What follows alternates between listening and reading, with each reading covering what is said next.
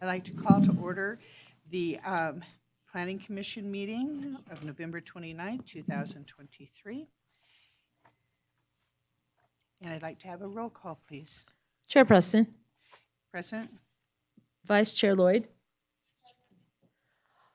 Commissioner Borders, Commissioner DeChristopher, Commissioner Kilgore, Here. Commissioner Cron, Here. Commissioner Perry. A quorum's present. Terrific. Okay, and I'd like to ask Commissioner Perry to please lead us in the pledge. Thank you. Please join me in the Pledge of Allegiance. I pledge allegiance to the flag of the United States of America and to the republic for which it stands, one nation, under God, indivisible, with liberty and justice for all. Thank you. And I'd like to open it up for public comment. The public is invited at this time to comment and discuss any topic that is relevant to or within the authority of this public body. And this would be on something that is not already on the agenda because there will be a time for public comment at that time.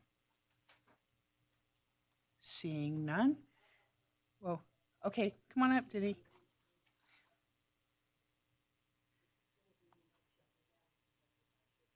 Okay, can you sign in though, please?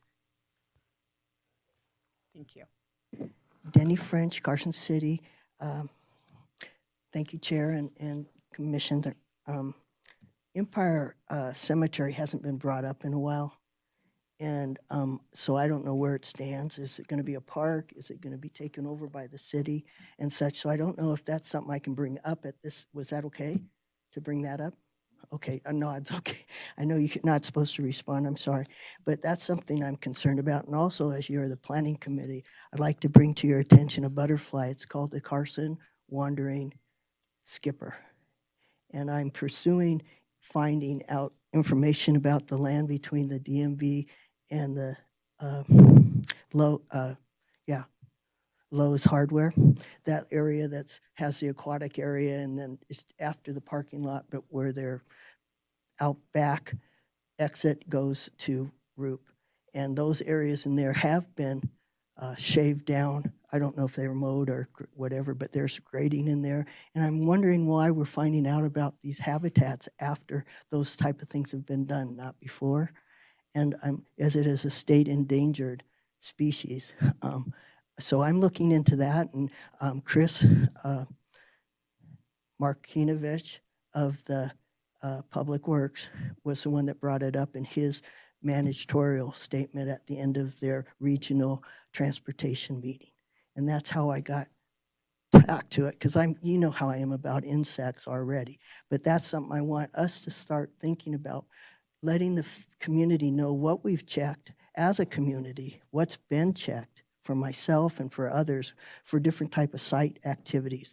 And if there's going to be something put in there, I want to sort of have a process deal. I don't want to sort of hear about it on the side. And I've talked to Miss Lovejoy, and she's the new person that keeps track of those things. And it was Boyer, and they were both on the phone, and we went over it. And so she's looking into it too, and I have an individual at the state looking into it as well. But those type of things, thank you very much.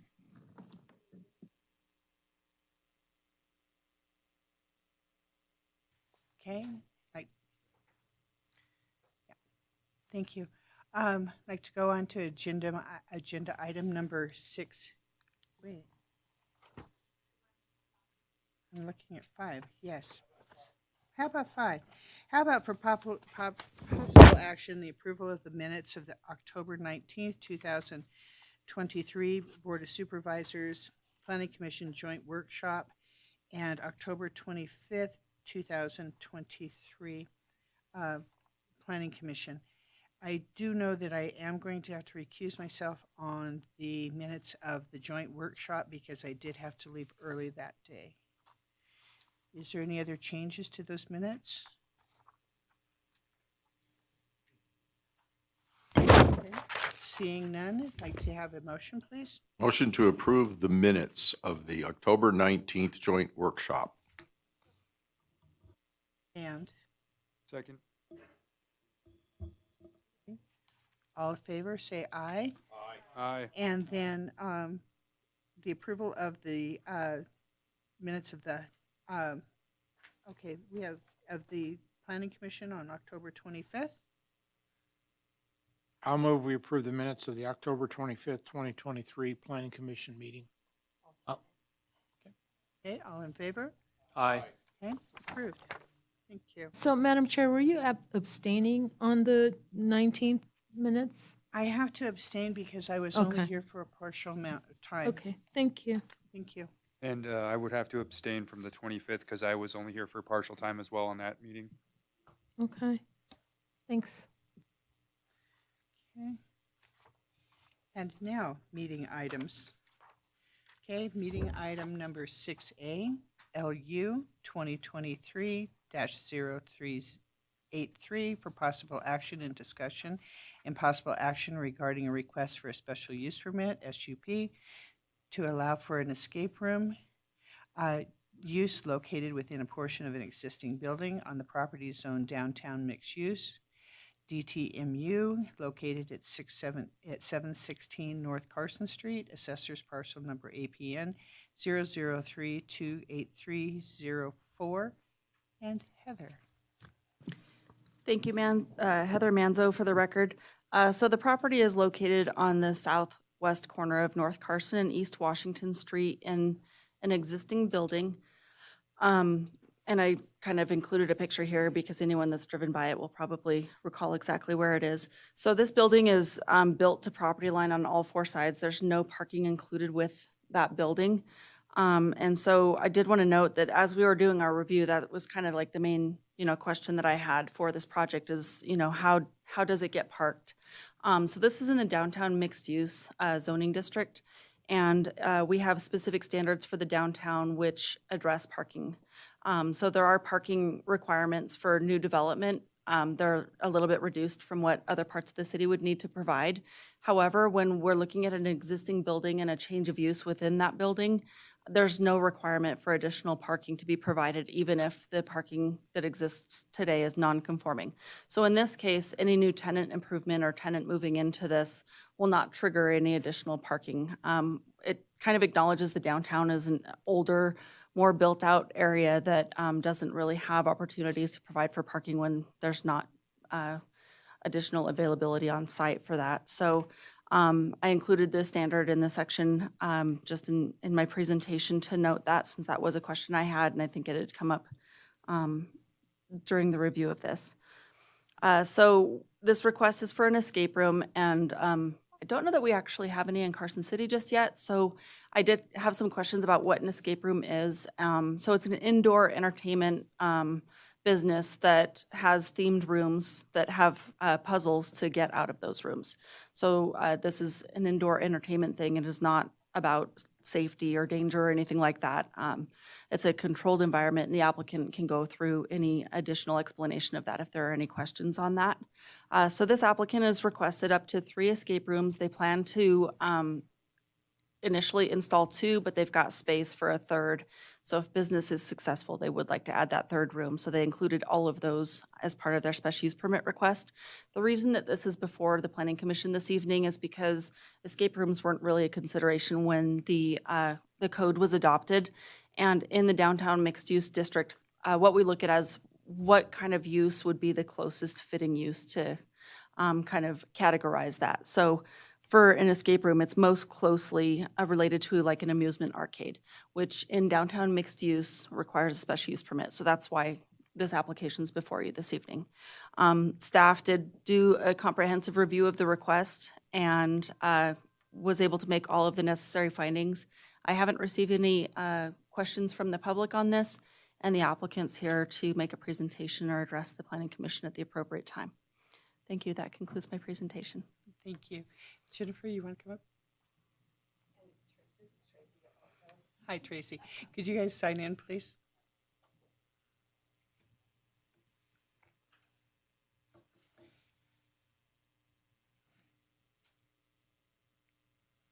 Is there anything you guys would like to add in regards to what Heather has said?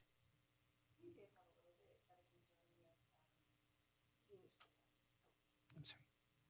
Sorry. State your name. Jennifer Smith, Escape 36.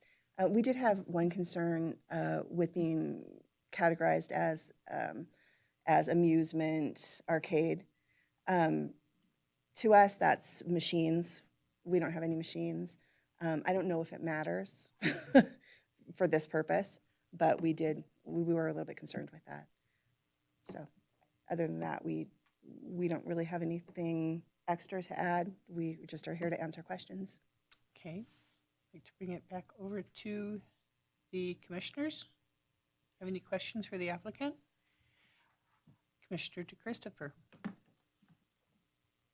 I was just going to ask of Ms. Smith to, just for our benefit and that of the audience, to give us a description of what that experience would be like, what you're actually offering. Sure. Thank you. Sorry. I'm still on, right? As long as it's When green. it's green, I'm on. Okay. So basically, people will book online or call to reserve a spot. They will bring a party with them, 2 to 10 players, depending on which room they're going to be using. They will be walked through a scenario, and then they will be placed in the room.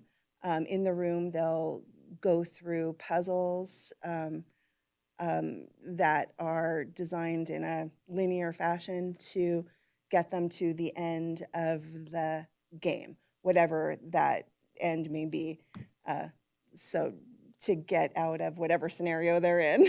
I don't know if that was a good explanation or not, but there will always be one person, one employee there to supervise each of the rooms that the people are doing. And other than that, they're basically just going through it, solving puzzles, having a good time. Commissioner Cron. I had the chance up in Reno a number of years ago to do one of these escape rooms, and I'd be honest, we were really bad at it, and they had to let us out at the end. So I'm glad that there's going to be a person on the other side of that door for groups like ours, because we couldn't figure it out after our, I don't know, I think it was like a 60-minute time slot for us. So it does perform, I think, a great opportunity for some recreational diversity in town, and then it's a nice activity within the downtown area. I think it's a great use of those spaces. The only concern I have, and maybe this is a Heather question, is even though it doesn't trigger parking issues, just the practicality of it. I know in the application it talked about them being in off hours from 4 to 9 or something like that, Monday through Friday, and then on the weekends. Is there anything, I guess, even though it doesn't require it, I'm just concerned about, the extra parking that may kind of happen over there. I mean, and it depends on how successful you are too, so.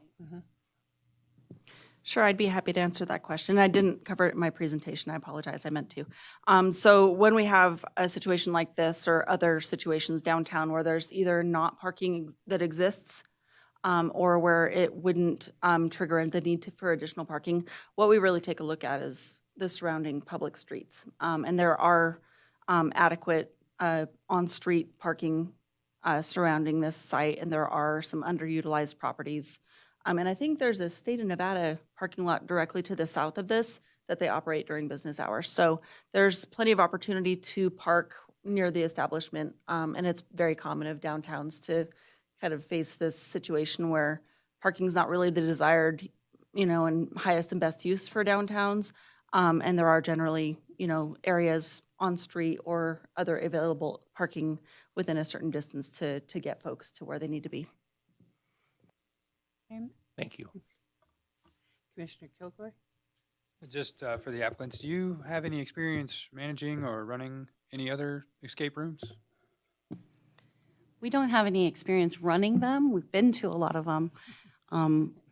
I actually work in the hospitality industry, so I have a lot of that kind of experience, but none with running an escape room.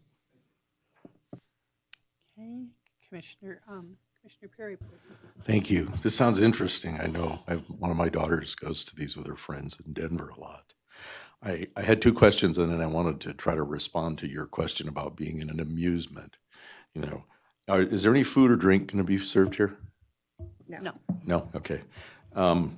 In the world of escape rooms, so is there like a syndicated thing where you get a package of here's the next one, You know, are you familiar with the Triv quiz thing, Geeks Who Drink? Every week there's a place that has it, and you go down there, and all the questions all over the country are the same, where somebody sends them out. So you actually think up this escape room stuff yourself. There's no group that sort of says, here's next month's escape room for all of the escape room places. Right. We actually are creating our own.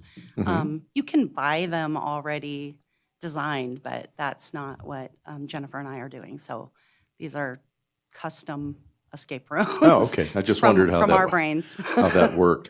And with regards to your question on, being classified as an amusement, it's a use, right? Because escape rooms are not in Title 18, in the zoning code. And believe me, you want to take this route rather than wait for us to write something about what an escape room is, because it might take 3 years. Okay. Thank you. Thank you. Commissioner Lloyd? No, I'm sorry, it's Commissioner Borders. Thank you.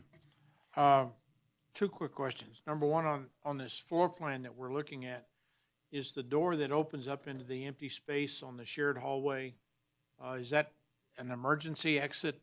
Is that going to be used as access also? It's not going to be used as access. It can be an emergency exit. It actually gives a path to the restrooms, which are located in the lobby for the building itself. Oh, I see. Okay. All right, instead of going outside and coming back in. Right. All right. And the other question I have, I think, is for Heather. There's one of the conditions of approval, which we haven't asked if they've accepted yet, has to do with the fire department. And it looks like, the way I read this, is the fire department is looking like they want to impose requirements on a tenant of a building as opposed to the building owner. And it just seems that seems to me as onerous. And I don't understand what all that's about, if you could explain it to me. You bet. Yeah, so you were talking about condition number 5. That's where- right. Okay. And I'm also, the remarks from the fire department. Okay. So I can answer the condition number 5, and if you have additional ones, I can look at the fire comments that were in the staff report. So because this is a new use to that building, and I think Join was in there before, it's a different kind of use. And so from a building and fire code perspective, they look at it differently, and they have different requirements for like fire alarms and exiting and things like that. And so that's what that condition 5 requires, is that anytime you have a change of use like that, it requires a change of use building permit. So a tenant improvement. It's a normal process that the planning commission doesn't typically see, but really, we don't have any planning related conditions for this. It's really just make sure it meets code and that you get the proper inspections before you open up. So that's what condition number 5 is. Did you have any other specific questions on? Well, the fire department comment number 4 says the fire alarm system, which is part of the building, not part of their unit, will, underline, need to be modified as part of the tenant improvements. Yeah, so that is a tenant-driven act because this tenant is the one that's triggering the fire alarm system upgrades. It would be the tenant's responsibility to take care of that. And that's really something that when a tenant's moving into a building space, through their agreement with the property owner or the property manager, they go through who's going to cover what, but it is the tenant's responsibility to address the things that their use triggers. All right. It just doesn't seem like we've seen this before in a lot of other, I'm thinking of some beauty parlors and a tattoo shop and some other things that are tenants in a building that we didn't have this requirement on it. It just seemed to be onerous. Yeah, it's only usually when there's a change of use like this. So the tenant occupancy is going to change based on groups of people coming in. So, Okay. yep. Can I In comment on addition that? to that, this is actually being handled slightly differently than what you typically see, which is why you haven't seen it. What Heather just alluded to is a code requirement. So it doesn't really matter.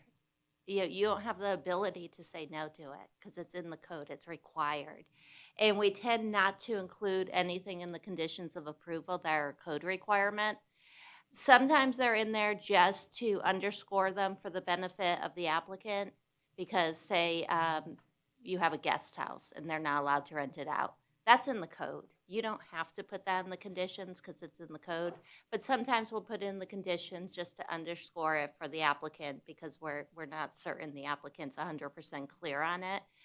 And we'll quote the code section. So when I look at what building and fire said, they're essentially saying, we have code requirements that you have to follow. And the planning commission actually doesn't have the authority to waive any of those requirements. I wasn't No, I suggesting know. that we were. I was I- just curious as to what the motivation was. Understood. And so that's why you don't typically see these because you have no ability to, the conditions of approval tend to be discretionary things that are necessary to meet the findings of fact. And these are more ministerial in nature, and that's why you don't typically see them, even though they are typically applied. Am I able to comment on that as well? Yes. One of our understanding from meeting with the fire inspector was that one of those specific recommendations on there is due to the amusement arcade classification, which is why we did want to bring that up, is that we are more similar to a theater, an immersive theater, the art center that's already there. And so that was why we felt that classification of amusement arcade was really not accurate. And it did trigger, I believe, a different section of the code that required additional. Madam Chair, if I can speak to that, please. Please. I'm looking at Commissioner Lloyd because she sat through an NPR. And in the city, we have a lot of departments, right? We have Stevens here with engineering, you have planning, you have building, you have fire, you have health, you have all sorts of departments, and they all read from a different book. And I say this a lot, so if I've said it a million times, you've heard it a million times, it's nothing new. So everybody reads from a different book. And so the planners may call something a widget. And fire has a different word for that exact same thing because they're reading from a different book. And building has a different word for that exact same thing because they're reading from a different book.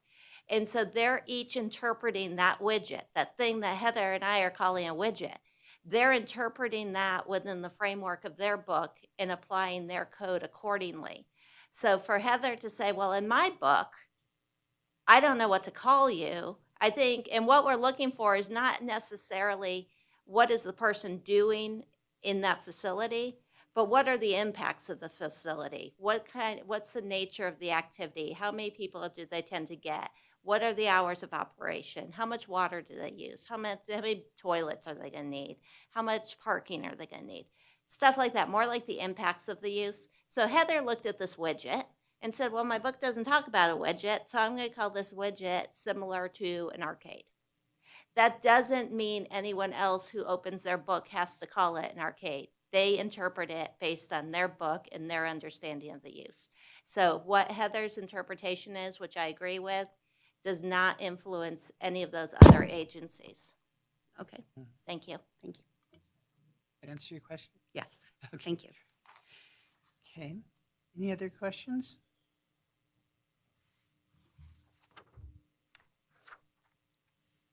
Public comment yet? Or do we first ask her if she approves? I'm sorry. Do we have, I'm sorry. Okay. No problem, Commissioner DeChristopher. Thank you. And this is for the applicants.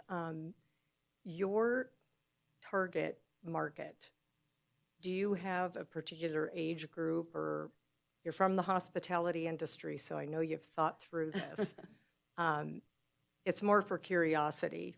Are we talking younger children, young adults? What's your target?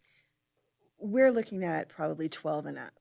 12 and up. 12 and up to anything. So not young children, though. Okay. And I just wanted to, thank you for answering that. I just wanted to comment because you're in my hood. I'm like 2 blocks up from you, and I'm very supportive of this project.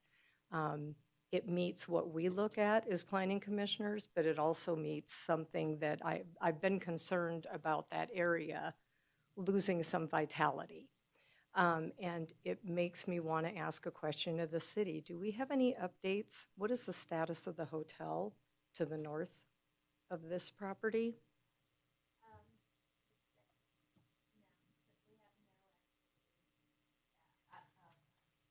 I'm not aware of any applications pending, either building permit wise or planning wise on that project. Then my question would be, what about the code enforcement for the weeds? Because I think that's the thing that's really detrimental to the city right now, is that that property for years had all those nice little roses. They kind of took care of it, and now we have weeds that are taller than me and plants that have died. So, We do have an active code enforcement case, and it has not been resolved quickly. Madam Chair, on the issue of the approval of this recommendation instead of the weeds, if the applicant it will accept the conditions, I would like to make a motion to approve LU 2023-0383. public comment? Oh, okay. Okay, so let's I go beg this way my first. pardon. Let's back up just a little bit here. Okay, do you approve the conditions of use? We do. Okay, great. Now I'm going to open it up for public comment. So I'm going to ask you guys to step back and then public comment come forward, please. Thank you.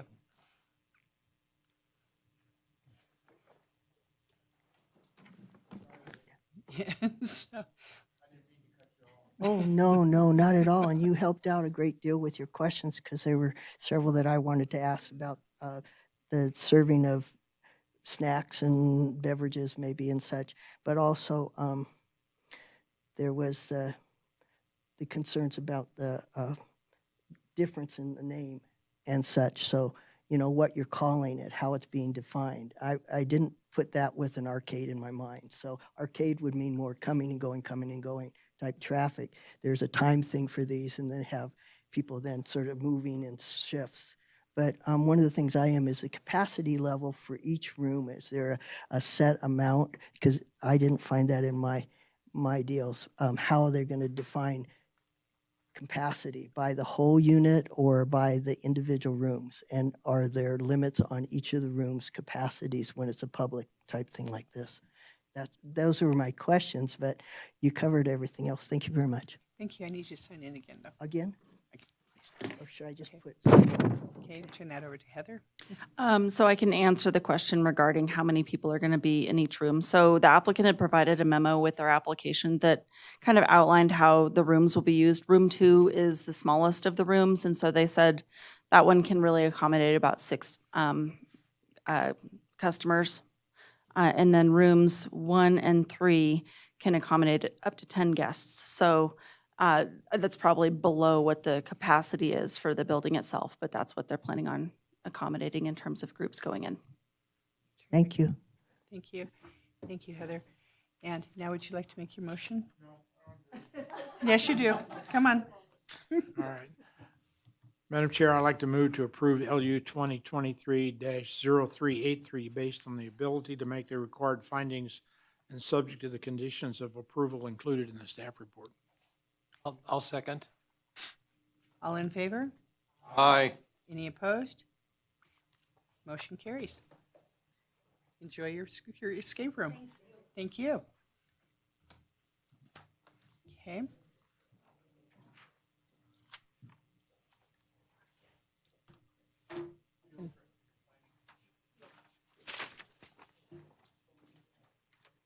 And that brings us to item 6B for discussion only, presentation and discussion regarding the city's planning process with Hope Sullivan. Thank you.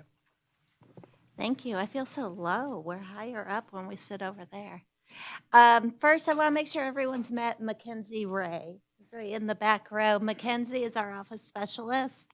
She finished school at Chico State last spring and joined our team. And so we're trying to teach her as much as we can about planning, and she's loving it, so she says. So she is sitting through the meeting tonight to learn more. Yep, she's still here. She loves it. Okay, so last meeting, there was some discussion at the end of the meeting, and it was sort of talking about how do you navigate the planning process, and that's really difficult to navigate. And There was discussion about looking at our application materials, and it was a good discussion, I think. And so we were trying to figure out how to be responsive to that request. And one of the things that came up was a mock NPR. But as we thought through that, we thought, well, that's really hard to do.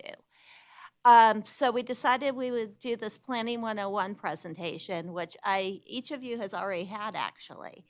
I give you this presentation when you first join the commission, but that's probably too early to do it because it's a new language for a lot of people. So we're going to go through this, and hopefully the public who's interested is watching as well, so that you can kind of understand some of the terminology and the logic that's applied as we go through these things, as well as how the commission makes its decisions. I should actually go back for a second. I just want to mention, this has a date of 2018. I actually started this whole presentation in 2017 when I got here. So Nick Morano, who was city manager at that time, said, I'd like you to start teaching people about planning. And so we've been doing this ever since. So for 7 years, I've been giving this presentation to anyone who wants it. So what's the plan? Obviously, we have the land use master plan, and that's primarily what I work with. But there's also a Parks and Rec master plan, the Unified Pathways master plan. And I'll stop there for a second because when Commissioner Cron worked for the city, we worked really closely on projects where I said different people carry different books. He carried the Parks and Rec master plan. He carried the Unified Pathways master plan. I wasn't carrying those books, he was. And so he was making sure that the policies and requirements of those plans were being implemented as we looked at projects. The wastewater collection system master plan, the water master plan, our folks over in utilities and stormwater master plan, they're looking at that. So you might remember, for those of you who are on during vintage, we needed to get a water line connection through there. And that was realized as part of the vintage project because that was part of the water master plan. There's an airport master plan, and we're coordinating with the airport on projects to make sure we're consistent with their plan. The open space master plan, that's administered through Parks and Rec as well. The Carson River master plan, historic properties, this NV Energy, it's now not Sierra Pacific, and TRPA's plan. So we have lots of plans, but we're going to focus on the land use master plan. So how do we implement it? And one of our biggest implementation tools is zoning. So then we say, well, what's zoning exactly? Well, zoning is actually only two things. It's land use. How can you use your land? And the second is dimensional criteria. So when we talk about how you can use your land, you have three choices: yes, no, and maybe. Can I build a house in a residential zoning district? Yes, you can. You don't have to come see the commission. We don't have to have a hearing and notify everybody. You can just go get a building permit. Can you have a church in a residential zoning district? Maybe. Or what did we just have, a escape room? Can you have an escape room in the downtown mixed use? Maybe. And so that's called a discretionary permit. So when something's a yes or no, you meet the code or you don't meet the code, that's called a ministerial permit. If it's a maybe permit and you have some findings of fact to make, that's called a discretionary permit. And then it's just a no sometimes. Can I put an animal processing plant in a residential zoning district? No, you can't. There's really nothing to talk about there. Then we can talk about dimensional criteria, because that's the second part of zoning. So how tall can my building be? Where does my building sit on the property? What are the setbacks? And sometimes that dimensional criteria is not going to work for a particular site. And you all had a site a couple of years ago on 5th and Thompson, where the developer was building a duplex and there was a fault on the property, and there was a creek where the fault was. And he said, I've got a fault. The geotech says I have to be 50 feet or something from this fault, so I've got to bump my building forward, so I'm not going to make the setback. And you all approved that variance. When you did that, you had findings of fact, and that's called the discretionary review. So when a permit's ministerial, that means it's a yes or no question. Does it meet code or doesn't it? When it's yes or no, I get to do it, and the staff gets to do it because there's no discretion. But if it's a discretionary permit, the board has assigned that responsibility to the Planning Commission in large part. Sometimes they reserve it to themselves. And you sit as a cross-section of the community. You apply your value system. So there was a commissioner, who most of you know, who is an engineer. And when I first sat with him and went through the findings, he said, but this is all subjective. And I said, exactly, because if it wasn't subjective, I'd do it. I do the objective stuff, you guys get the subjective stuff because you're applying your value system.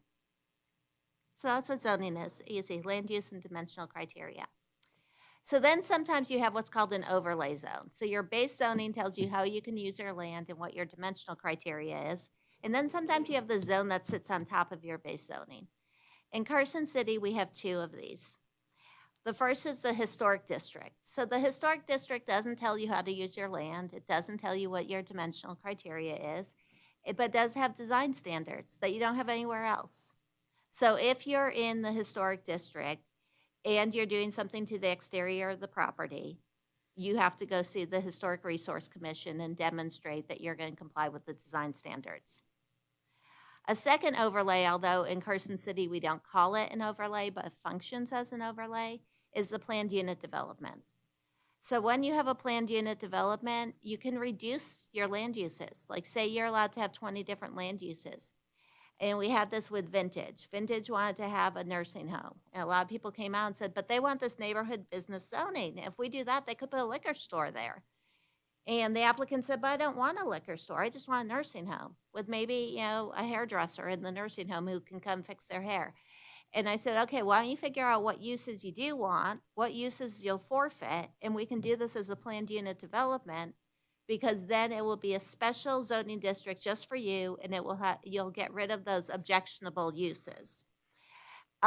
You also, and this is more what you all see, is the flexible dimensional standards. So you can have flexibility with your dimensional standards. The density stays fixed in large part, and then the extra land is open space. So you all have seen these. Okay, so when you have, we also have a thing called administrative permits, but those are very rare. That's if you have a drive-through window that faces the street, if you have an outbuilding that's between 50% and 75% of the size of the main residence. So there's very few administrative permits. In the city's hearings officer, which Heather Ferris and I serve as the hearings officers, we go through these findings and we can issue an administrative permit as a hearings officer. The Planning Commission, when you look at the special use permit, and keep in mind, what's that special use permit that may be used? Maybe it's going to be okay to do this. You can only say yes if you can make the 7 findings of fact in the affirmative. And there's no objective criteria for you to use. We try to give you as much information as we can, but at the end of the day, it's your decision. It's not mine. All I can do is present to you. So you're looking at consistency with the master plan. It's all those master plans that were on the second page of the PowerPoint. You have to consider if it's going to be detrimental to surrounding properties in the general neighborhood. And we just talked about the conditions of approval, and I said we don't put code requirements in the conditions. When you have conditions of approval, they should speak to these findings of fact. And they should be what's necessary for you to make an affirmative finding. And sometimes you do that. Sometimes you say, well, you need a wall, you need a fence, you need to shield the lighting, you need to control your hours of operation. You do a lot of stuff to address the detrimental to surrounding properties. Detrimental effect on vehicular and pedestrian traffic. There's often conditions of approval regarding pro rata shares to traffic improvements, things like that. It can't overburden public services and facilities. It has to comply with every other rule we have. It can't be detrimental to public health, welfare, and safety, and it can't cause material damage to other properties in the vicinity. So you see these probably every single month, these findings. And if staff can't believe that the findings will not be made in the affirmative, we'll tell the applicant. We'll say, we really just don't think we're going to be able to make these findings, or we think we're going to need these conditions to make these findings. My job is not to make my job is to help you do your job. So I give you, and the staff gives you, a report that goes through these findings, and we address the findings, but it's your job to make the findings. We just try to support you. So the variance, we said the planning or zoning's 2 things, how you use your land and the dimensional criteria. And sometimes you can't make the dimensional criteria, but only the Planning Commission can authorize a variance. I can be sympathetic, it doesn't matter. I can't approve a variance. And you can only approve a variance if there's special circumstances applicable to the property that would deprive the property of privileges enjoyed by other properties in the vicinity or under the same zoning. And then there's two other findings. It has to be necessary for the preservation and enjoyment of substantial property rights, and it can adversely affect health and safety of area residents or be materially detrimental. Usually, requests for variance fail on the first finding. It's really hard to make that finding.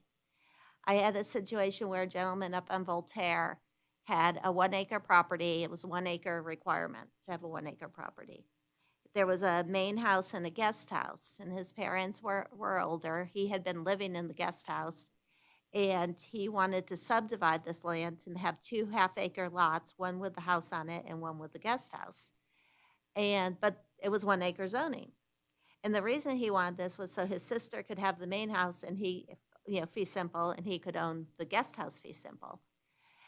Well, that was a circumstance specific to the people, not to the land. And I said, I won't be able to make finding number 1. The zoning says you're supposed to have 1 acre, you're supposed to have 1 acre. So this one, you don't see variances very often because the staff is very honest with our applicants. This is really, really hard to make findings for a variance. But again, it's for the Planning Commission to make the finding. It's just for the staff to try to support you in doing your job. So kind of a flow chart. We'll skip the administrative permit because that's the hearings officer. So the special use permit and the variance. So what happens, and we talked a little about this earlier in this meeting, the application comes in, it's routed. So Mackenzie is the one who actually takes in these applications, and they're routed to all those agencies I mentioned, the health department, the fire department, the building department, the engineering department, which includes utilities. Environmental health looks at it. So we have all these different agencies, Parks looks at it, and they all look at their application. And they're looking at it with their set of books. They don't have my set of books, they have their own set of books. So they're looking at their master plans, and they're looking at whatever fire code they're enforcing, or building code they're enforcing, or engineering standards that they're enforcing. Planners are looking at Title 18, which is the zoning code, and Title 17, which is subdivision regulations. Then what happens is all the agencies do their review, and they provide their comments and proposed conditions to the planner. I often say the planner is the translator, because the planner has to take all this stuff that they get from all these other agencies and package it up in a report that's going to help you, cross-section of the community, right, make your decision on these special use permits and variances, and goes through the findings based on the input that they get from all these other agencies. The planner writes the report, presents the report. If you guys, and Commissioner Cron knows, sometimes it will be like, well, I think they're going to want to dig pretty deep in fire. Fire marshal, can you be at the meeting? Because I can cover some of it, but if they go too deep, you're going to need to cover it. So occasionally we will have people from other agencies here because we have a feeling that you're going to want to dig in deep on something that we don't have that technical knowledge. But the planner does write the report based on all the input they've received from the other agencies, and the planner tends to present the report as well. You conduct a public hearing. So that's really important for the public to understand that when the report's pretty much done, that's when the public gets notified. And so the staff's really doing their work a little bit without the benefit of public input. But you get the benefit of public input, which could cause you to reach a different conclusion than what staff had anticipated, because we may hear something we didn't even think about. I know we had a sign at that new casino on South Carson, and all the residents who lived like quite a bit behind it came out, and they said, we're very concerned about that lighting. Never even occurred to me that far away there would be a concern about the lighting. I said, I never thought of it. Good point. Let's do something. So you have more information than the staff does. You then have the ability to act on the application, and by acting on it, you're reviewing the findings of fact and determining if you can make the findings of fact in the affirmative, and if you can't make the findings of fact, can you identify mitigations, which are conditions of approval, to get you to be able to make the findings in the affirmative. If you can't, you say, no, I can't make the findings in the affirmative. I can't make finding 2. This is going to have a detrimental effect on the neighborhood. It's whatever you say. You're in charge. Assuming you say yes, though, Then what happens is we do what's called a notice of decision. So we prepare a notice of decision of your decision. We provide it to the applicant. Then the applicant can apply for a building permit. The building permit's a ministerial permit. So that's a yes or no. Everything's a yes or no. Do you meet the electrical code? Do you meet the plumbing code? Do you meet the mechanical code? That building permit is sent to all those agencies who weighed in on that special use permit. And all those agencies are then looking at your conditions of approval that the Planning Commission established. And I'll pick on Commissioner Vern again, or Commissioner Cron again, because we worked really closely on this stuff. And he'll say, wait a second, they were supposed to have a trail connection here and they didn't put it on their site improvement permit. So he'll kick it back. No, you were supposed to be consistent with the master plan. You needed this trail connection. Planning Commission agreed you needed that trail connection. They put it in the conditions of approval and you didn't put it on your construction plans. So that's where we do our check and we make sure that everything that you said actually gets implemented and put into the building plans and the construction documents. Sometimes there's like something gets recorded and that's prior to issuance. So there's some stuff that doesn't make it into the construction documents because it doesn't lend itself to that. But that's how the special use permits and the variances work. Growth management. So you guys are rock stars on growth management. So growth management. So what we do every year is we identify how many housing starts the city can have in the following calendar year, and also what will be the threshold for non-residential building permits in terms of water usage. So the Planning Commission actually serves as the Growth Management Commission. So for 2024, our housing starts allowance will be 765. What we do at our front counter, at the building counter, is they charge $100 to have an allocation for a growth management allocation. And we keep track. We count how many residential housing starts we're having all year. And if we're getting close to that number, we would just have to stop. We haven't gotten close, but I think this year we're over 400 at this point, and we haven't finished out the year. But yeah, so we're constantly throughout the year tracking how many housing starts we have to make sure we're consistent with growth management. We're also looking at water usage. We just had a meeting and a major project review, trying to think what the use was, a nursing home. And I turned to Stephen in that meeting, I said, are we gonna need growth management? He's like, oh yeah, we're gonna need to know what the water use is. So as early as possible, we're talking to applicants about water use, and we're now telling them about the criteria, utilizing water conservation measures and techniques, and promoting health, welfare, and safety, or quality of life, creating quality jobs, or promoting recreation and tourism. So we're having these conversations very early on so that if something does come to growth management, we can hopefully get to yes on that. The major project review. You all don't see the major project review. In a lot of communities, it's called a pre-application. In Carson City, there are certain things, uses that are required to have a major project review, and those are listed on the screen. Most of our major project reviews are voluntary. What happens in a major project review is all those different agencies who are involved in development review, so engineering, building, fire, health, environmental health, environmental control, parks and rec, they all sit at the table together with the applicant to have a conversation. And what I'll often tell applicants is, we're not here to tell you how great Carson City is. We want to tell you everything that's going to cost you money or might be cost you time so that you can go in eyes wide open. And so we really try to give them, as I like to say, the preview of the movie. So I know sometimes there's a perception that the Planning Commission tends to approve most of the stuff that comes before you. That's because at the major project review level, which is a pre-application level, if the answer is no, we tell them no. We just say, we don't see this happening. We don't think this can happen at this location. And so it tends to die there, and they come up with a different plan. Okay, the other part of what you do is subdivision of land. So when we look at subdivision of land, there's kind of three categories. Parcel map, that's if you're going to yield 4 or fewer lots. That's a discretionary review. It's not ministerial, but the staff has the authority to approve those. A subdivision of land is more than 4 lots. That's also discretionary because you have findings of fact. And only the Board of Supervisors can approve those. The Planning Commission looks at those and makes a recommendation to the board. And then you have this other stuff where you're just adjusting a lot line or deleting a lot line or doing a reversion to acreage. Those are all ministerial, meaning they're yes or no's.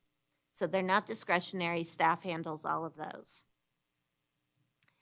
So I said that the parcel map and the subdivision map are discretionary. That's because you have findings. So things you're looking at when you look at those, and we put those in the report for you, are the environmental and health laws, availability of water, availability and accessibility of public services, access to public lands. Does it conform with the zoning ordinance and the master plan? Streets and highways, the effect on streets, is there floodplain, earthquake, faults, comments from state agencies. We deliver every tentative map over down to the Bryant Building, to the Division of Water Resources and NDEP for their review and comments. The availability and accessibility of fire protection and recreation and trail easements. So these are all the things, and again, it's getting routed. So here's our flow chart. So what comes in is first, it's usually a conceptual map, and the staff sits like we do with the NPR, and we give comments. Then we get an application for a tentative map if it's still alive. Sometimes it's died after the conceptual map review. So if it's still alive, it comes to for a tentative map, and it comes to Mackenzie, and she'll accept it, and she'll route it to all those different agencies I keep repeating over and over again. They review it. They send all their comments to the planner, and that then once the staff's okay. Hold on, I just lost my place on this. Okay, we're at the parcel map, that's why I get to approve these. Okay, so you don't get to see the parcel map because it's only 4 lots. So basically, it's the same thing. We route it, all the comments come back, planner writes a report, there's conditions of approval, potentially, and I have the authority to approve that parcel map. Then I'll go to yours, though, because yours is more interesting. So for yours, we have a conceptual map. The application is submitted, and again, Mackenzie gets it, routes it to everybody. Staff comments, provides conditions, sends it to the planner, planner writes a report. It then goes to Planning Commission for the public hearing. So we've already done that first column, and we don't have any public input. So we're doing the best we can. Then it goes to Planning Commission. You're conducting the public hearing. You're making a recommendation to the Board of Supervisors. The Board of Supervisors reviews the request and takes an action. Then they start building the subdivision. So we have to make sure their improvement plans are consistent with what the Board of Supervisors approved, and they can bond for those improvements. And then once they've built or bonded for those improvements, they come back with a final map. So some people get confused because the final map goes to the board, and people come out and they want to talk to the board about this subdivision, and the board's like, wait, no. We talked about it back when we did the tentative map. That's when we created the conditions. The final map's to make sure you did what we told you to do. And if you did do what we told you to do, then we're going to let you record the final map. So that gets confusing sometimes for the public because the board sees it twice, but the time to really get the input and make the findings of fact is at the tentative map. So then if the board finds that all the conditions that they set at the time of tentative map are met, they'll approve the final map, and it gets recorded, and then the builder can start applying for building permits. So I mentioned that I've been doing this since I got here, so for 7 years, and I've always included this slide as a rule of thumb for the staff. And the first, which I see a typo now, so we have to fix it, is to cast a wide net. So I've said a couple times, the staff has to do all their work without the benefit of public input. And so what we have to do is try to think as hard as we can, what will the public say? We have to go out and look at the site. We have to study the application. We have to try to anticipate what are the concerns. If I lived here, if I worked here, if I drove by here, what would be my concerns? And try to anticipate those and try to address them. We sometimes come up short. We try not to, but we might. You all are going to hear directly from the public. We don't. Also, as we do regulations or conditions of approval, they should be administratively feasible, economically feasible, and legally feasible. So sometimes somebody might say, oh, well, there's going to be a bar and there's going to be noise, so can we make sure they stop at midnight, and can we go out there with a sound meter? Well, not really. I don't have staff working at midnight to go run a sound meter. So we really have to come up with things that are going to be administratively feasible and don't make it too hard on ourselves. Because if it's too hard on ourselves, we're going to fail, and we don't want to fail. Rely on a source document. So this doesn't happen in Carson, but in some places, people will look at handouts and they'll study the handout and start quoting from a handout. Don't ever quote from a handout. We always have, that's why I always carry my book. I always have my source document with me. I'm never going to read off a summary document or a secondary source. And the staff always speaks with a single voice. So behind the scenes, we may not agree, but when we come before a public body, we will speak with a single voice, and you'll have one staff opinion on it. And I think that's it. So that was a crash course in how planning works in Carson City. If there's any questions, I'll take those. Otherwise, I'm done.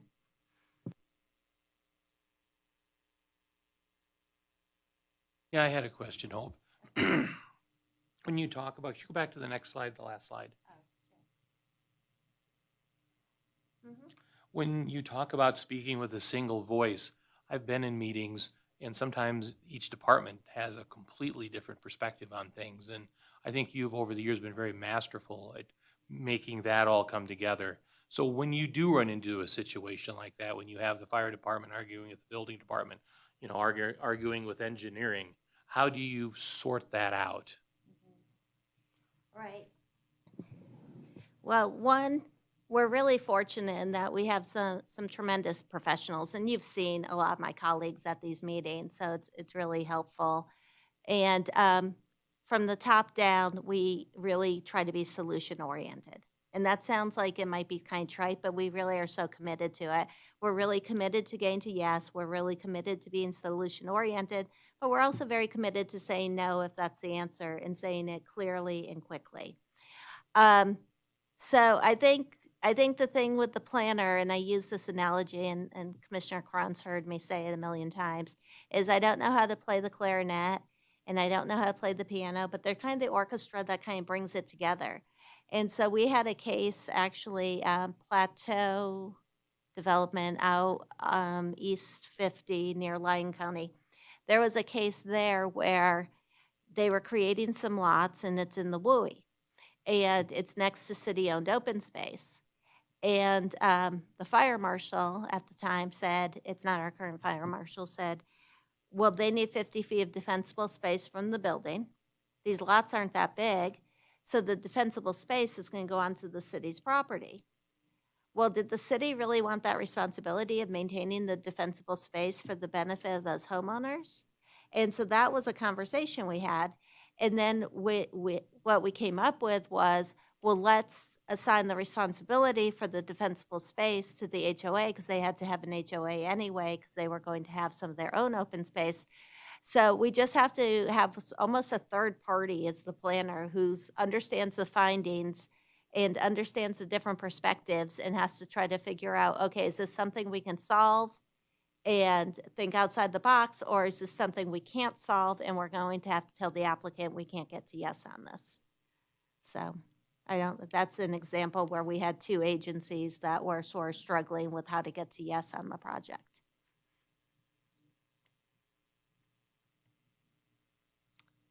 Oh, I want to bring something up. Is the major plan review.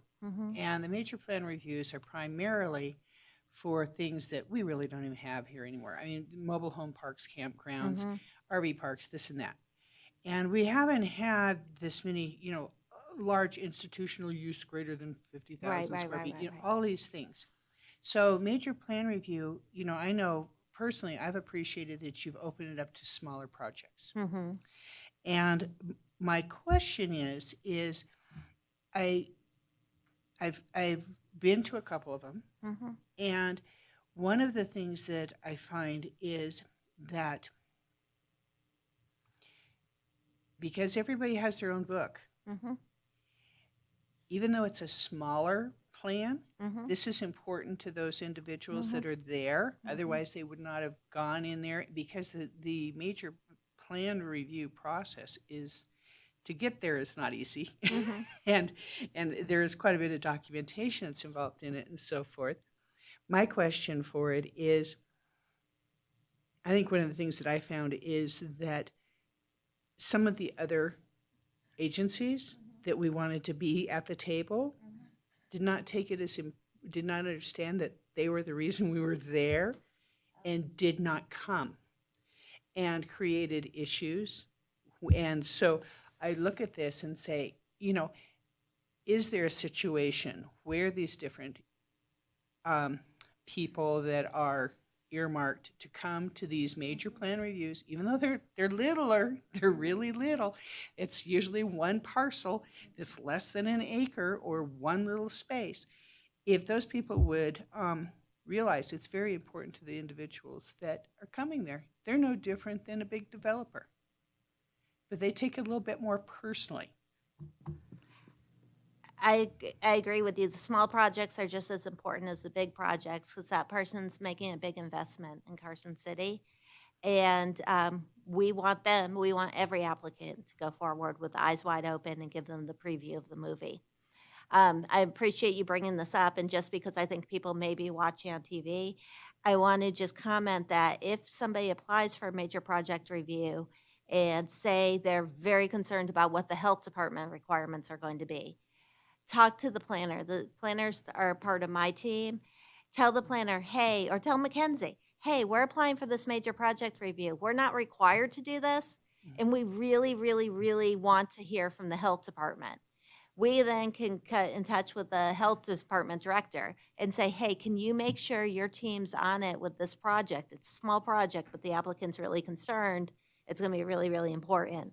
And so we can definitely have those conversations with our colleagues. And don't be shy. I mean, we're just people, right? Right. Just say to Mackenzie, hey, health's really important to us on this one. And she'll make sure the planner who's assigned to it knows, and she'll help make that communication happen. And I just would like to, you know, have people be aware that they have the ability to do these smaller projects, because there are so many people right now that are frustrated because they go in and they talk to one department and then they'll talk to another department and they think that they're all online, to find out that no, they're not. And I'm kind of spoiled, and I'll be very square with you. I mean, I'm kind of spoiled because I've been in this community for so long, when we used to go in and say, hey, you know, my client wants to do this, you know, who is going to be the person that's going to be the most important to talk to? What will they need to do? And we're able to see that to a point with you, but if we go to the building department, we're told we don't do things on napkins. You go ahead and submit it with your professional drawings. It goes in through our portal, and you're hearing all this stuff and you're going, oh my gosh, you know, I don't even know if I want to do it. Do I want to spend the money on an architect? Do I want to spend all of this to find out what it is? And again, like was brought up, is when people say, oh, well, we all live on the municipal code and the electrical code and the fire code and the IPM and this and that, and not to have it available at a desk, or have something, people referring to it and saying, well, that doesn't adhere to this particular code, or it doesn't do this. And you look at it and you go, I'm lost. You're talking Greek to me. And I think that's one of the things that's very frustrating, and I think that's why we have a lot of vacancies. I know that I've been doing a lot of business in Washoe County, both in Reno, Sparks, Washoe County itself, and in Incline. And we've lost that. And I think that that's something that's really important to say, is that we need to make it a little bit more user-friendly. And I appreciate your projections and so forth here. This is for the planning. We get the planning. Most people don't get the planning. We're looking at separating this out. I want to come in, I want to put in a business. Can I put it here? And there I see that it's zoned for airport. Do I have to do something for the airport? And people are thinking, I can't do that in an area, even though in that same zoning we may have tile setters, plumbers, and carpet cleaners. So this is, I think, what is getting to be very, very frustrating on what I'm hearing, because I have a lot of people call me. So Yeah, I appreciate this as far as the planning, that's what we do. But most people just say, I want to go ahead and open a business. How do I do it? So, thank you. Right, and I think one of the things you're seeing in this is the planners can be that orchestra leader and can be the person who brings those other agencies to the table. The planning division is the one who organizes the major project review. It's our staff who's doing that. And so nothing's too small for us to have a major project review. We'll do it. I mean, we have them every other week, so it doesn't take that long to get on the agenda. And if we know who needs to be there, and we don't want to talk Greek. The goal is to be productive and have a conversation, so I appreciate that input. Thank you. Any further comment? Commissioner Cron? One thing, just a real question. What is the cost of a major project review? It's free. So anybody who, like what the chairperson was talking about, they can come in, work with you guys, and it costs them nothing to get their feedback from the city on their project. Is that correct? Correct. Commissioner Lloyd?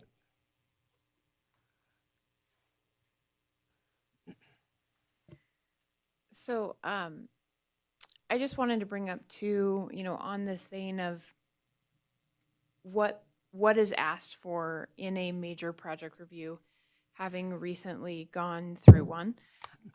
Some of that information can be found online, but if you look at the application, I think that could possibly be overwhelming for somebody who's like, hey, I want to start a business. And then they look at that application and they go, oh my gosh, I might never, ever want to start a business again in Carson City in my life.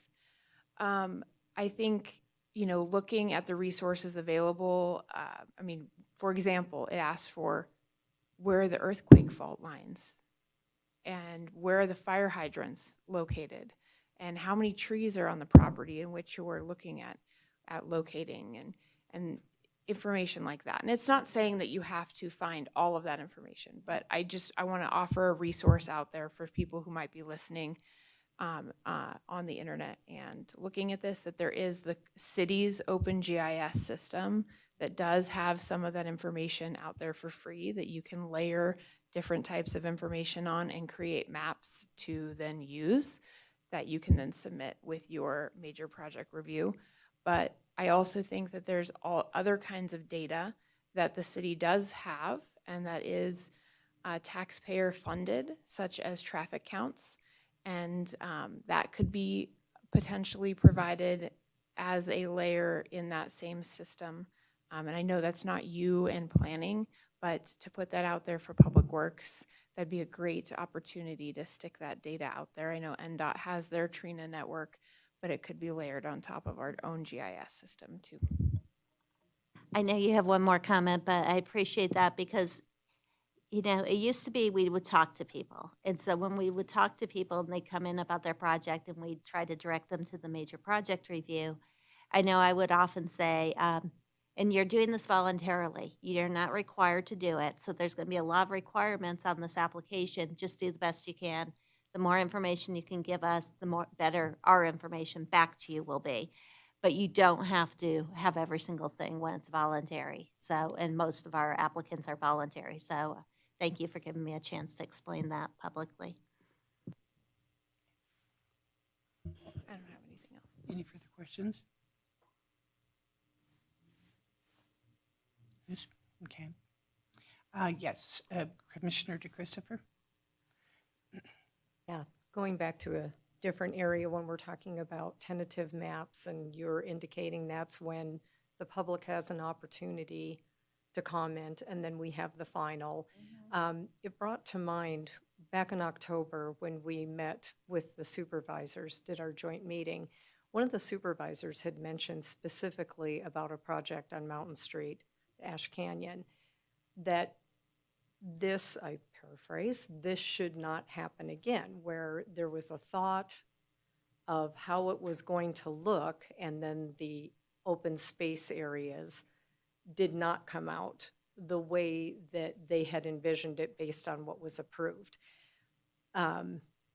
being a year into this, I'm hoping someone can kind of fill in the blanks for me, because I have to admit that's a concern for me as a planning commissioner, is that when I do approve something, I have an expectation that if something were to change, it would then come back for review again. So I'm hoping you might be able to shed some light on that. If there's a substantial change, it does come back. So I can give you an example where it didn't come back and where I approved the change. I think it's called Anderson Ranch, the one that's on Mountain Street going through to Ormsby. I think that's a planned unit development, I think.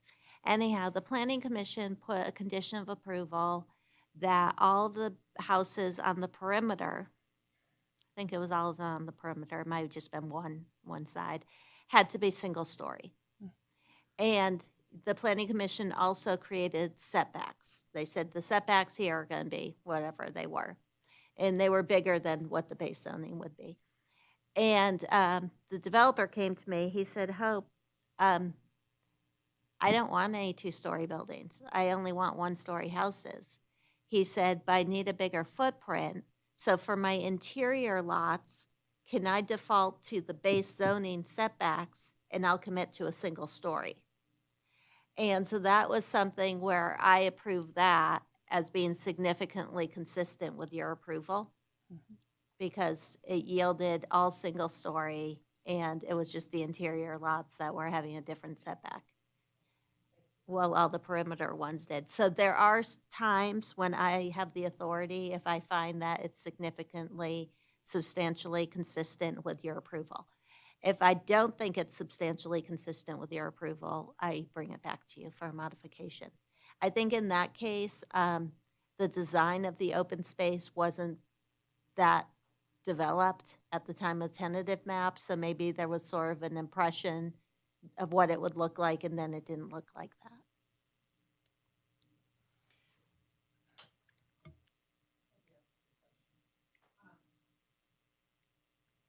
One of the things that comes up is that confuses people is that they say they need to have professional drawings. And I've had people spend thousands of dollars for a seating plan. And my question is it's not necessarily coming from planning, but it's coming from other different areas. And I understand, to a point, a drawing that says, okay, this is where, for instance, a grease interceptor is. This shows that this is ADA here. This is where the hot water heater is. This is where the bathroom is. And these are where the emergency exits are and so forth.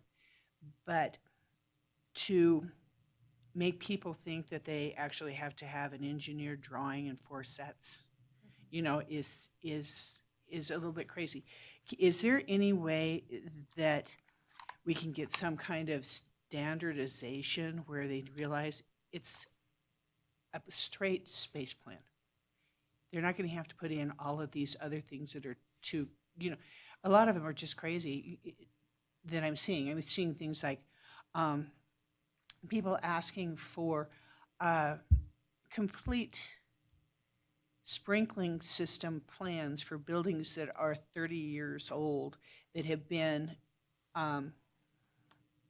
in operation and under a fire sprinkling company 24/7 for the last 30 years. And now they want a diagram.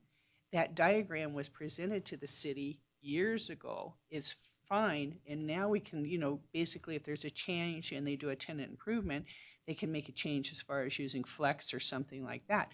But to say we want an existing one and say it is up to the landlord to provide this from a building that's 30 years old and has changed hands 3 or 4 times when there has not been a problem. I mean, these are the type of things I think that are very frustrating. No, I hear you, and I think just if I can communicate one thing to the commission and to the community is call and ask questions. Just say, explain exactly what this is. I was on the phone yesterday with an applicant, and the applicant said, can I do this, or do I have to have my engineer do this? And I said, you know what, I think you can just do this, because here's what the objective is, and this is what we're doing. And so not all applicants are going to be comfortable having that conversation. But the staff is comfortable having that conversation. And if we ask you for a seating plan and you think, oh gosh, this is another thing for my engineer to design for me, and it's going to cost X number of dollars because it wasn't in the original scope, pick up the phone and just say to whoever asked for the seating plan, is this something my engineer has to do? What exactly are you looking for? Staff is open to having those conversations. If we haven't communicated completely, we want to.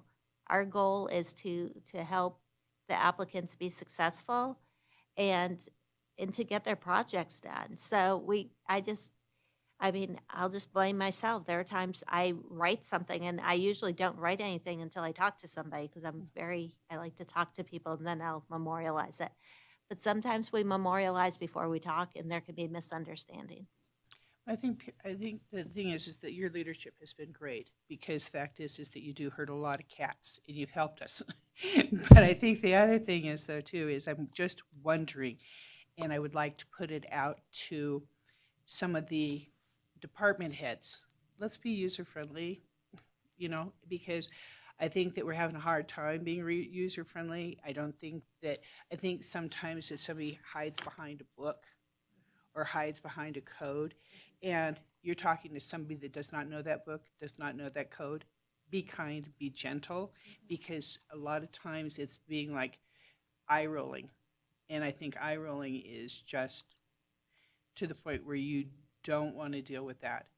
And I know there's people like myself that have a thicker skin than others, but I do know that it's kind of intimidating.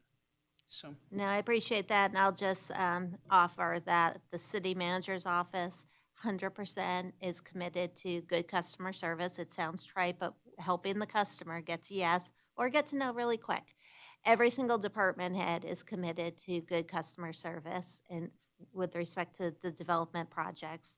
And so if somebody is not having that experience, that's not the organization's expectation. The organization's expectation is we are helpful, we are trying to get to yes, we may get to no, but we're going to be clear, we're going to be polite, and we're going to do everything we can to be helpful.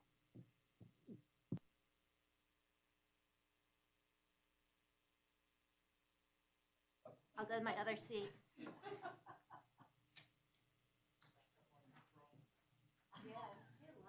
and Hope, do you have this available, this PowerPoint, so we could share it with somebody if we needed to? Okay, great. Perfect, thank you. Okay, and now, do we have any staff reports? Yes, I do. Okay, so for your next meeting next month, I think the meeting's December 19th? It's an early meeting. Okay, so there's a hotel on North Carson that may be coming in for an SUP. We're still sorting through some traffic stuff on that. There is the master plan annual report will be coming to you. And I know a lot of people are saying, well, why are we doing that? We're about to do an update on the master plan. Some things that will be in the report are looking at the area where like Sonic is on College and Hot Springs. That's zoned industrial, and looking if it makes sense to go like GC or commercial there. Looking at the area at Betts and Rhodes that you just looked at, and you said, no, this shouldn't be multifamily. We should study the area. You had some industrial in there. And so we'll take a look at that area. And we're going to look at an area by Carmine where there's interest in revisiting that. I think it's all zoned for single family 6, but it's a bit of a hodgepodge in there. So they want us to study that and see if they can go with a higher density in there, some of the owners. Also, the city sold Northridge, the building over there. So it's Zone P, so we've got to clean that up because that was the city no longer owns that. You'll also have a proposed text amendment to amend the residential office zoning district to allow for childcare. I think it's called childcare or, daycare. I don't remember what we call it. And a special use permit for a childcare facility on Mountain Street. Also, so that's December 19th. Other things to report out on Empire Cemetery that came up under public comment. You may recall that was part of, I think, last year's master plan annual report. And what we did on that was we cleaned up the zoning and the master plan designation, but that was weird because it's like owned by a trust, but somehow the city has control of it. But that, to the best of my knowledge, there's absolutely no discussion whatsoever of that being anything other than a cemetery. The fact that we were cleaning up the master plan designation, the zoning shouldn't be interpreted as something was going on because it was just a cleanup. And also, most of you, some of you are on vacation, a lot of you are on vacation actually next week, but some of you aren't on vacation and will be interviewing with our consultants on the master plan update. So there's been some questions about, oh, is it a group interview? Is it, what is it? So what it is you will be meeting by yourself with the consultants. We'll have 2 meetings going on at the same time. I think all planning commissioners are meeting with Clarion. The other group is more an economic development group. They have identified some questions, and we'll be sending these out, but I'll let you know what the general discussion will be. It will be what are the major challenges and opportunities that you'd like to explore as part of the master plan update? So what's interesting to you? What do you want them to look at? What are the particular gaps in the master plan policies that you would like to see filled at a community-wide level or even in the specific plans? So you'll remember we have 4 specific plans and we just eliminated the Brown Street specific plan. But is there an area in the city where we should have a specific plan? We don't have one because it warrants extra attention. So they'll be looking for information about that. Are there aspects of the current master plan that are not working well that you'd like to see addressed as part of the rewrite? And do you have thoughts or suggestions regarding community engagement for the master plan update process? So one of the absolute most important things about this process of updating the master plan isn't just the substance at the end, but the pathway to get there. And we really, really, really want to involve as much of the community as we can. And so the consultants would really appreciate any input you have on how to reach out and involve people. So those interviews are next week for those of you who are scheduled.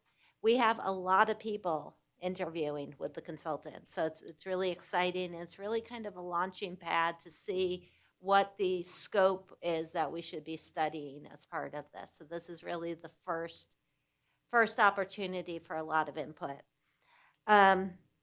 We have been having ongoing calls with the consultant, and so we've already started working on things, but this is when we get the in-person input.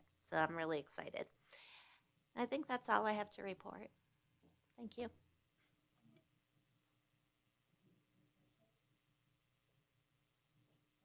I forgot one thing for the master plan update.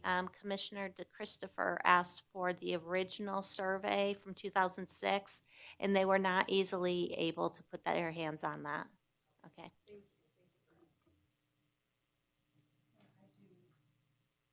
I do have something that I'd like to do for the future, and it's mainly so we can get ready for our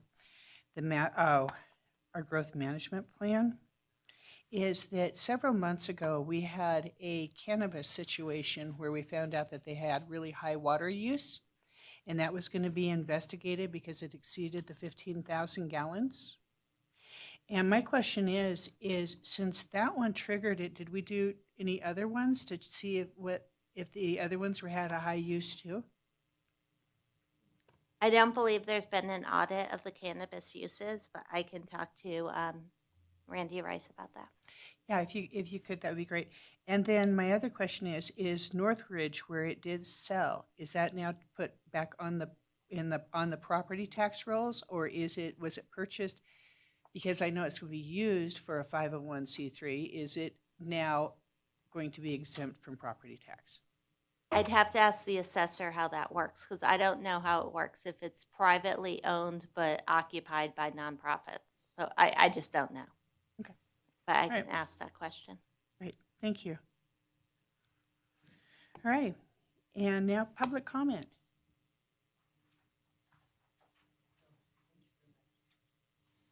Okay, Denny, thank you.